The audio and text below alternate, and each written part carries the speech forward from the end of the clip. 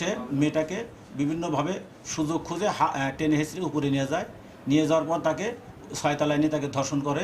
নাটোর 250 শয্যার আধুনিক সদর হাসপাতালে চিকিৎসাধীন এক কন্যা শিশুর মাকে ধর্ষণ ও ভিডিও ধারণের অভিযোগে 3 সুইপারকে গ্রেপ্তার করেছে পুলিশ।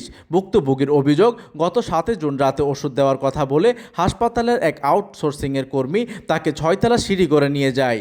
সেখানে ধর্ষণের পর 2 সহযোগী ভিডিও ধারণ করে এবং তা দেখিয়ে ব্ল্যাকমেইলের চেষ্টা করে।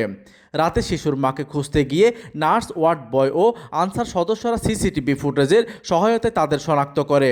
পরে ঘটনাটি হাসপাতাল কর্তৃপক্ষকে জানানো হয়। হাসপাতালে ভারপ্রাপ্ত তত্ত্বাবধায়ক ডক্টর মোহাম্মদ আরশাদ আলী গণমাধ্যমকে জানান, অভিযুক্তদের দায়িত্ব থেকে অব্যাহতি দেওয়া হয়েছে এবং তদন্ত কমিটি গঠন করা হয়েছে। হসপিটাল কর্তৃপক্ষ অপরাধী অবশ্যই শাস্তি চায় এবং সেজন্য আমাদের যতখানি যা করা দরকার আমরা তার পুরোটাই করব। এইদিকে এই ঘটনায় ভুক্তভোগীর বাবা বাদী হয়ে মামলা দায়ের করেছেন।